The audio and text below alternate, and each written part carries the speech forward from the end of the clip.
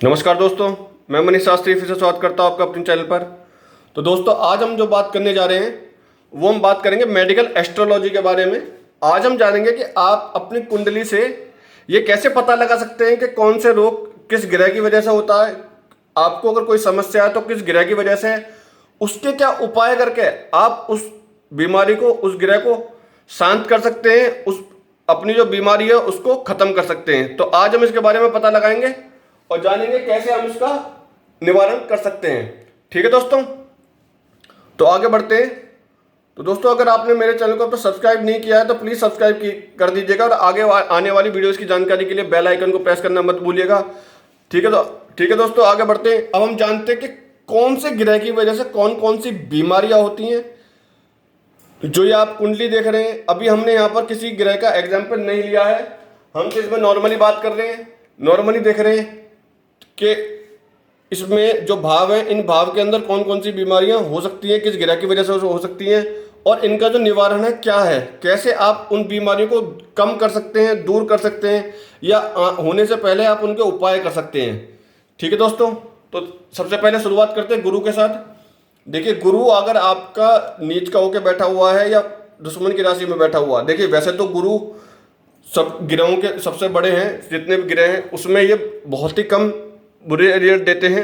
अगर ये नीच के ही होके बैठे हैं तो इसका मतलब ये बीमारियां देंगे, और बीमारियां भी ऐसी खतरनाक बीमारियां गुरु से होती है। देखिए, सबसे पहले डायबिटीज, शुगर बोलते हैं जिसको, ये बीमारी इनकी वजह से होती है। याददाश्त का खोना, ये बीमारी गुरु की वजह से होती है।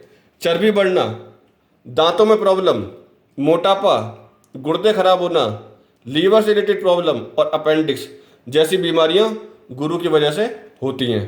ठीक है दोस्तों, उसके बाद बात करते हैं हम शनि के बारे में।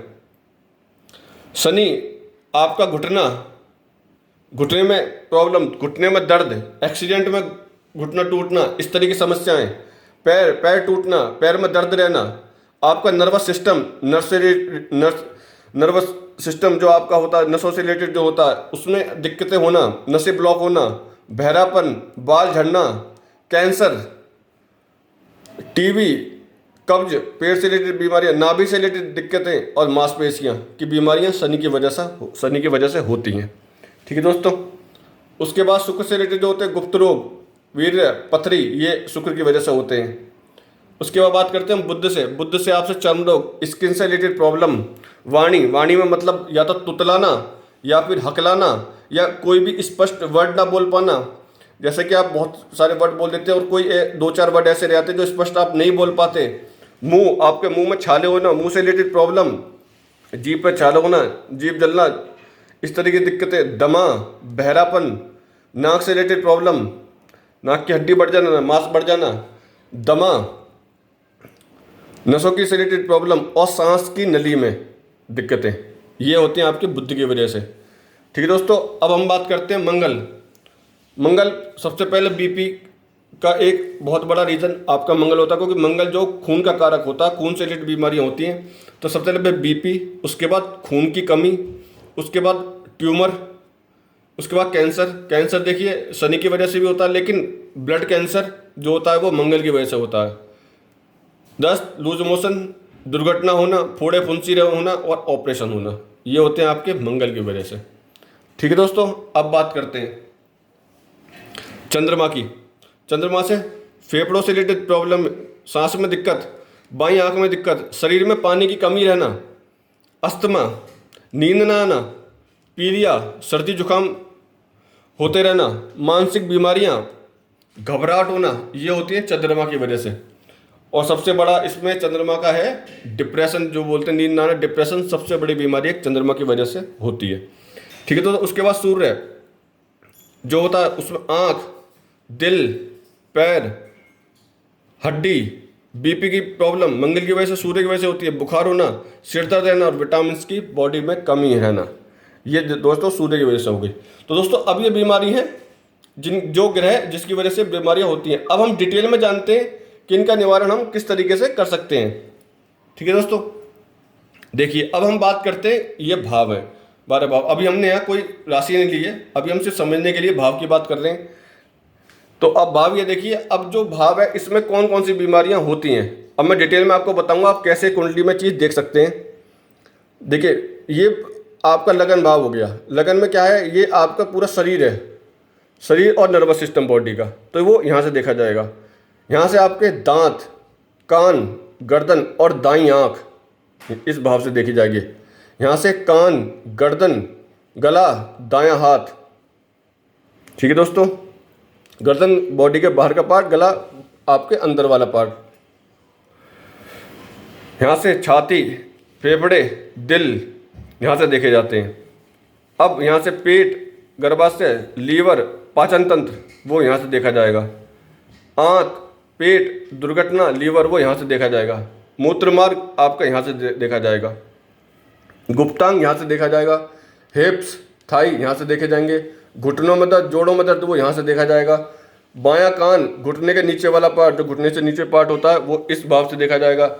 बाईं आँख, ये उधर हो गया आपकी, दाईं आँख इधर होगी। बाईं आँख, नींद ना आना और डिप्रेशन, ये हो गया दोस्तों ये वाला पार्ट। अब हम कैसे देखेंगे, अब मान लीजिए कि आपको जब नींद ना आना एक प्रॉब्लम है और चंद्रमा, एक तो भाव हो गया कि इस भाव में कोई ग्रह बैठेगा, मान लीजिए कि यहाँ कोई और ग्रह है और नीच का होकर बैठा है, तो उसको नींद ना आना, तो उसका आप ये कह सकते हैं कि हाँ इसको हो सकता है नींद की प्रॉब्लम हो। 50% आप चांसेस कह सकते हैं कि हाँ भाई हो सकती है। लेकिन अगर यहाँ पर नींद ना आना है और यहाँ पर चंद्रमा नीच का होकर बैठ जाए, समझे दोस्तों, तो चंद्रमा यहाँ पर नीच का होकर बैठ जाए। अभी हम भाव नहीं ले रहे, एक सिंपली अब समझाने के लिए बता रहा हूँ मैं आपको, कोई हम एग्जाम्पल नहीं ले रहे हैं किसी का।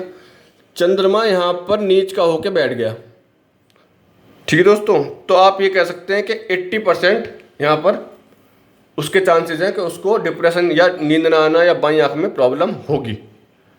ठीक है दोस्तों, अब यहाँ पर एक तो हो गया। अब इसके साथ साथ यहाँ पर चंद्रमा के साथ साथ राहु भी आके बैठ जाए, तो दोस्तों ये पाप ग्रह की युति हो गई है। तो इसका मतलब आप कह सकते हैं कि उस बंदे को 110% नींद ना आना, डिप्रेशन या बाईं आंख में दिक्कत की प्रॉब्लम 100% होगी, 100% होगी ये।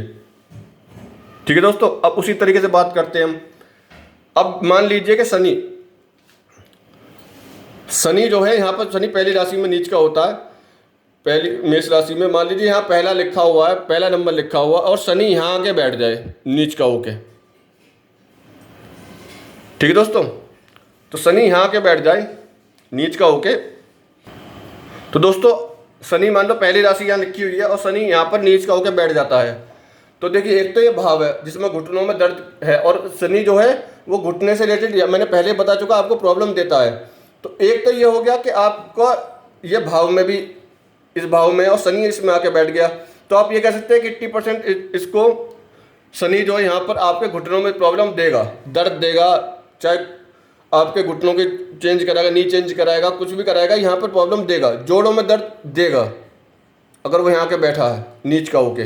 तो एक तो ये हो गया 80% आपके चांसेस है कि ऐसा होगा। इसके साथ साथ मान लीजिए सामने राहु बैठा हुआ है इसके, या साथ में राहु बैठा हुआ है, या यहाँ पर राहु है, यहाँ पर केतु है, तो एक पाप ग्रह और साथ में बैठ गया। तो दोस्तों अब इसका मतलब है कि 100% आपको ये प्रॉब्लम देगा।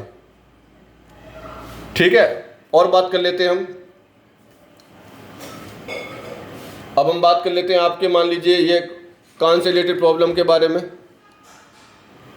कि यहाँ पर ये कान, गर्दन, गला, दाईं हाथ ये देखे गए हैं। या आँख से रिलेटेड बात कर लेते हैं, दाईं आँख के बारे में। मान लीजिए सूर्य, यहाँ पर सूर्य कौन सी राशि में नीच का होता है? 7वीं राशि में, यहाँ 7 लिखा हुआ है और सूर्य यहाँ के बैठ गया। ठीक है दोस्तों, तो सूर्य यहाँ के बैठ गया। अब ये है कि आपको दाईं आँख में प्रॉब्लम होगी ही होगी, 80% चांसेस ये है।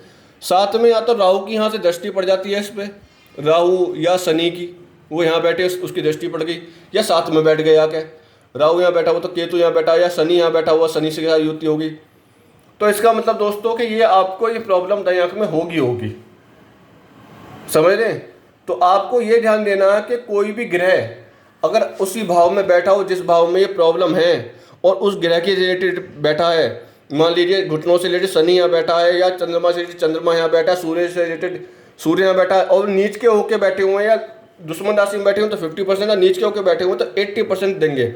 और अगर उन पर किसी पाप ग्रह की दृष्टि पड़ गई, या फिर पाप ग्रह ने साथ में आकर युति बना ली, तो दोस्तों ये समझिए कि वो तो 100% उसको वो प्रॉब्लम होनी ही होनी है। तो अब हो गई दोस्तों ये प्रॉब्लम की बात। अब हम बात करते हैं इनके निवारण की, कि कैसे आप इन प्रॉब्लम से बच सकते हैं या इनको कम कर सकते हैं। देखिए, मान लीजिए शनि यहाँ बैठा हुआ है, तो आपको क्या करना है,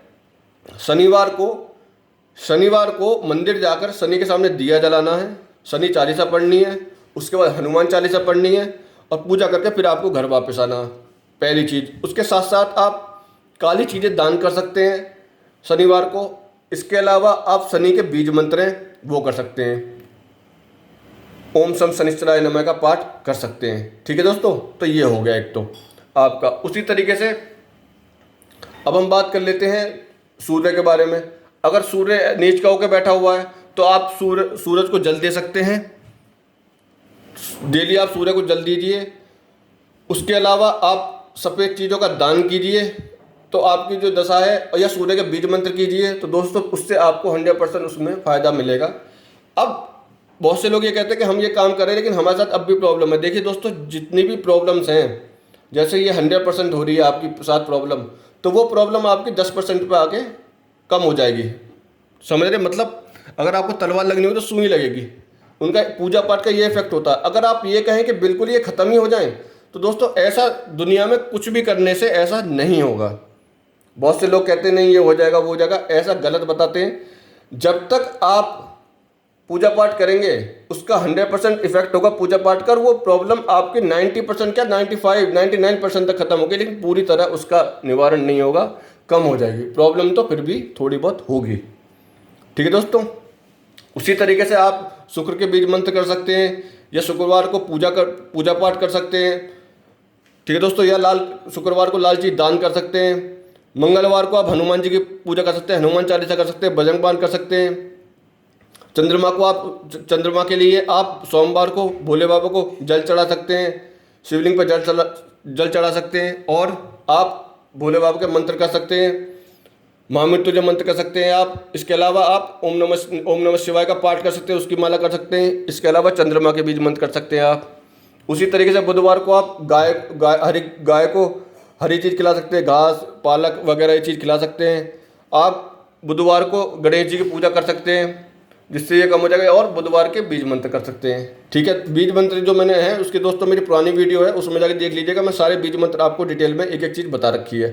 तो इसी तरीके से आप कर सकते हैं। गुरुवार को आप सत्यनारायण भगवान के घर में कथा करा सकते हैं, पीले कपड़े पहन सकते हैं आप। इसके अलावा आप केले के पेड़ के सामने दिया जला सकते हैं, या फिर आप गुरु के बीज मंत्र कर सकते हैं। इस तरीके से इन सब चीज़ों का निवारण हो जाएगा।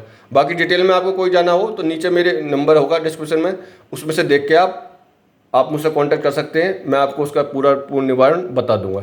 ठीक है दोस्तों, तो दोस्तों वीडियो पसंद आई तो प्लीज़ लाइक कीजिएगा, और प्लीज़ मेरे साथ बने रहिएगा, क्योंकि आगे आने वाली वीडियोज़ के बहुत अच्छे टॉपिक हैं, जिससे कि आपको अपनी कुंडली के बारे में बहुत सारी चीज़ें समझ में आएंगी। अगर आप सीख रहे हैं तो बहुत ही इंपॉर्टेंट और इंटरेस्टेड टॉपिक आगे आने वाले हैं।